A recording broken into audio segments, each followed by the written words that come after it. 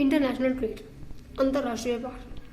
अंतर्राष्ट्रीय व्यापार का मतलब होता है कि जब आप अपने किसी और देश विदेश से कोई व्यापार करते हैं, किसी चीज़ों का या किसी वस्तुओं का आदान प्रदान करते हैं, तो that is called international trade. आप कोई चीज़ को इंपोर्ट करते हैं, अपने आपको जो भी आपको अपने देश में कंजम्पशन करना है, आपको उपयोग की वस्तुएं आपको कुछ मंगानी है या आपको एक्सपोर्ट करनी है या इम्पोर्ट करनी है, तो जब आप दूसरे देशों से चीज़ें मंगवाते हो या उनको भेजते हो तो ये कहलाता है अंतर्राष्ट्रीय व्यापार। और अगर आप अपने देश में व्यापार करते हो तो वो कहलाता है कि राष्ट्रीय व्यापार, और ये अंतर्राष्ट्रीय व्यापार जिससे आप दूसरे देशों से व्यापार करते हो। The exchange of goods among people, states and countries is referred to as trade. Yes, goods का एक्सचेंज करना, सामान मंगवाना या सामान भेजना अंतर्राष्ट्रीय व्यापार कहलाता है। आज के युग में इंसान की जरूरतें इतनी बढ़ गई हैं कि अगर हमारे देश में जितना भी प्रोडक्शन होता है उसका कंजप्शन रख लिया जाता है, और उसके एक्स्ट्रा जो होता है, आप जो भी आपको भारी मात्रा में उत्पादन करते हैं उसका आप एक्सपोर्ट करते हो, जिससे आपको फॉरेन करेंसी आपको मिलती है, आपकी अर्थव्यवस्था ऊंची होती है। ये सब चीज़ें हमारी अर्थव्यवस्था को बढ़ाती हैं। कि कोई भी चीज़ आपके देश में ज़्यादा प्रोडक्शन है या आप इतने सक्षम हो कि आप उस प्रोडक्शन ज़्यादा करते हो किसी भी थिंग का, चाहे मेटल हो, चाहे गुड्स हो, चीनी हो या शुगर हो या जूट हो या कोई स्टील हो, प्लास्टिक हो या कोई बैग्स, कुछ भी आप माल बनाते हो तो आप उसका एक्सपोर्ट करते हो।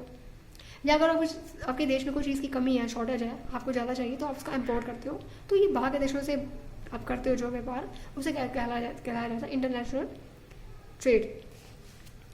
Trade between two countries is called international trade. It may take place through sea, air or land routes. Yes, आप इन चीज़ों का व्यापार किसी भी तरीके से कर सकते हो, चाहे तो ट्रेन से, चाहे तो ट्रांसपोर्ट से, चाहे तो आप एयरवे से, चाहे तो वाटरवे से। डिपेंड करता है कि आप किस देश से करते हो, रास्ता कैसा है या दूरी कितनी है, तो आप उस हिसाब से आप ट्रांसपोर्ट चुनकर, या आपको कितनी आप कॉस्ट भी देखते हो। आपको बहुत चीज़ें देखनी पड़ती है व्यापार करते हुए कि आपको ज़्यादा से ज़्यादा मतलब फ़ायदा हो एक्सपोर्ट करते हुए, या आपकी कम से कम लागत आए इंपोर्ट करते हुए।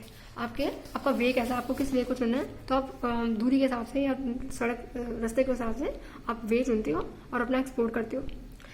ये किसी भी तरह हो सकता है, सी से, एयर से या लैंड से। While local trade is carried in cities, towns and villages, state level trade is carried about 2 or more states. Local state का मतलब होता है एक ही देश में व्यापार करना। आप एक गुजरात का आंध्र प्रदेश से या नागालैंड का असम से या पंजाब का दिल्ली से, आप कोई भी स्टेट ले लीजिए, अगर अंतर्राज्यीय व्यापार है, मतलब इंटर स्टेट ट्रेड होता है जो जिसे हम बोलते हैं, अब देश के अंदर व्यापार जो होता है, तो उसको तो आप लोकल किसी भी तरीके से, किसी ट्रांसपोर्ट से आप पूरा कर सकते हो। अगर आपको बाहर से कुछ मंगवाना है, विदेशों से मंगवाना है, तो आपको फिर या तो ट्रेन की या फिर आपको एयरवे की जरूरत पड़ती है, आपको हवाई जहाज की जरूरत पड़ती है सामान मंगवाने के लिए, गुड्स मंगवाने के लिए, गुड्स भेजने के लिए आपको शिप्स चाहिए होते हैं। अगर आपको किसी बहुत दूर सामान आपको भेजना है, रास्ते में कोई ओशियन है या उधर, तो then you need ship. Advancement of international trade of a country is an index to its economic prosperity. It is therefore considered the economics barometer for a country. यह एक बहुत ही मतलब आधार होता है एक तरह का, एक नापने की इकाई होती है इकोनॉमी की। यस, आप कितना एक्सपोर्ट करते हो या कितना इंपोर्ट करते हो, एक हमारी अर्थव्यवस्था को दर्शाता है, हमारी अर्थव्यवस्था का ग्राफ दिखाता है। As the resources are space bound, no country can survive without international trade. अगर आपके पास रिसोर्सेज की कमी है, अगर रिसोर्सेज आपके पास बाधित रिसोर्सेज हैं या मतलब कम रिसोर्सेज हैं, शॉर्टेज है आपको रिसोर्सेज की, आपको और कुछ आपको रॉ मटेरियल चाहिए या आपको फिनिश गुड्स चाहिए, तो आपको बाहर से इम्पोर्ट करना पड़ता है, जिसके लिए आपको इंटरनेशनल ट्रेड करना पड़ता है। Export and import are the components of trade. एक दूसरे के पूरक है ये एक्सपोर्ट और इम्पोर्ट, एक दूसरे के पूरक है, क्योंकि हर देश में कोई ना कोई कमी होती है, हर देश में कोई ना कोई प्रोडक्शन ज़्यादा हो है। किसी देश में कोई प्रोडक्शन ज़्यादा है, किसी देश में कोई प्रोडक्शन ज़्यादा है, या किसी देश में किसी चीज़ की शॉर्टेज है, किसी में पानी की शॉर्टेज है, किसी में तेल की शॉर्टेज है, किसी में चीनी की शॉर्टेज है, किसी में रॉ मटेरियल की शॉर्टेज है। हमारे देश में जैसे यान है, अब हमारे देश के लोग हमारे देश की गवर्नमेंट है वो कई चीज़ों को आयात करती है, प्लास्टिक आयात करती है, गोल्ड आयात करती है, रॉ मटेरियल इम्पोर्ट करती है, कच्चा माल इम्पोर्ट करती है और उसको बना के फिर ज्वेलरी का फिर उसको फिर दोबारा से एक्सपोर्ट कर देती है। या इसके अलावा वो फ़ोन इलेक्ट्रॉनिक थिंग्स भी इम्पोर्ट करती है और कई चीज़ें एक्सपोर्ट भी करती है, जैसे कि यान एक्सपोर्ट करती है, शुगर एक्सपोर्ट करती है, जूट एक्सपोर्ट करती है, और आप देखिए और भी कई चीज़ें एक्सपोर्ट करती है जिससे उसको कितना फ़ायदा होता है, कितना फॉरेन करेंसी का फ़ायदा होता है, लेकिन कितनी फॉरेन करेंसी है वो देनी पड़ती है, पे भी करनी पड़ती है और हम रिसीव भी करते हैं। तो जो बैलेंस होता है वो हमारा दिखाता है कि हमारा ग्राफ ऊपर है गया है या नीचे गया है। हर देश की वैसे यही कोशिश होती है कि वो अपने देश में इतना उत्पादन करें कि उसे इंपोर्ट ना करना पड़े, क्योंकि इंपोर्ट करने से उसका ग्राफ भी करता है और उसको अपनी दूसरों की मतलब फॉरेन करेंसी को पे करना पड़ता है, और ये देश पर एक बहुत बड़ा भार भी पड़ता है जिससे। लेकिन अगर आपके देश में शॉर्टेज है, रिसोर्स की कमी है, प्रोडक्शन नहीं हो पा रहा है, या किसी देश की नेचुरल रिसोर्स की कमी है, आपके पास ऐसा रिसोर्स नहीं है कि आप प्रोडक्शन कर पाए हैं इतना भारी मात्रा में, देश की कंजम्पशन पूरा नहीं कर पाते हैं, तो you have to import for your country. The balance of inventory is the difference between export and import. When the value of export exceeds the value of import, it is called favorable balance of trade on the country. Contrary, if the value of import exceeds the value of export, it is considered as unfavorable balance of trade. मतलब अगर आपका export ज़्यादा है, अगर आपने export किया है और आपका इंपोर्ट ज़्यादा है और एक्सपोर्ट कम है, इसका मतलब आपको फॉरेन करेंसी ज़्यादा देनी पड़ रही है, तो ये अनफेवरेबल ट्रेड होगा। और अगर आपका इंपोर्ट कम है और एक्सपोर्ट ज़्यादा है, मतलब ज़्यादा बेचते हो, आपने कोई चीज़ 10,000 में बेची है सपोज और 5,000 की खरीदी है, तो आपको इसका मतलब आपको 5,000 बच गया।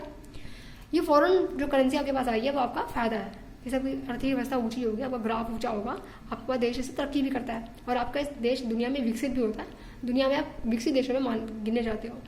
और आपका इंपोर्ट कम है, इंपोर्ट ज़्यादा है, इंपोर्ट कम है, इंपोर्ट ज़्यादा और एक्सपोर्ट कम है, आपको ज़्यादा पैसे पे करने पड़ते हैं, आपको 5,000 अपने पास देने पड़ रहे हैं, तो ये आपका फेवरेबल हो गया। अगर आपको 5,000 की कम बच रहे हैं तो ये फेवरेबल, और अगर आपको 5,000 से आपके जाते हैं तो ये अनफेवरेबल। मतलब गवर्नमेंट का अगर एक्सपोर्ट ज़्यादा है तो अनफेवरेबल, अगर फेवरेबल, अगर इम्पोर्ट ज़्यादा है तो अनफेवरेबल ट्रेड माना जाएगा। India's trade relatives with all the major trading blocks and all geographical regions of the world. The commodities exported from India to other countries includes gems and jewelries, chemicals and related products, agriculture and allied products. Agriculture से related आप देख लीजिए, jewelleries and chemical से related, ये सब चीज़ों को हमें एक्सपोर्ट करती है हमारी गवर्नमेंट। शुगर और जोड़ भी वो एक्सपोर्ट भी करती है। The communities imported in India includes petroleum, crude and products, James and jewellery, ये सब चीज़ें हमारी गवर्नमेंट, हमारी सरकार इंपोर्ट करती है। Chemicals and related products, base metals, electronic items, machinery, agriculture and applied products. India has emerged as a software giant at the international level and it's earning large foreign exchange through the export of information technology. Yes, सूचना तकनीक के एवज में उसको बहुत सारी foreign currency मिलती है। जो भी फॉरेन में हम एक्सपोर्ट करते हैं उसके बदले में लाखों बिलियन डॉलर्स, लाखों बिलियन की कमाई होती है और लाखों बिलियन डॉलर में देने भी पड़ते हैं। तो जो हमारे पास लाखों बिलियन बचता है एक्सपोर्ट से, उससे हमारा देश की फॉरेन करेंसी बढ़ती है और हमारा देश विकसित देशों में आता है। किसी भी देश की पहचान उसके व्यक्ति से होती है, व्यक्ति आए, उसकी संपन्नता, उस देश का जीवन स्तर, उस लोगों का जीवन स्तर कि वो किस तरह जीवन निर्वाह कर रहे हैं। आप इंडिया में देखो कि कितने भी लोग गरीबी की रेखा से नीचे बह रहे हैं, जिन्हें 2 की रोटी भी नसीब नहीं होती। तो भारत एक गरीब देश माना जाता है जिसमें बहुत सारे लोग गरीबी के घर नीचे आते हैं।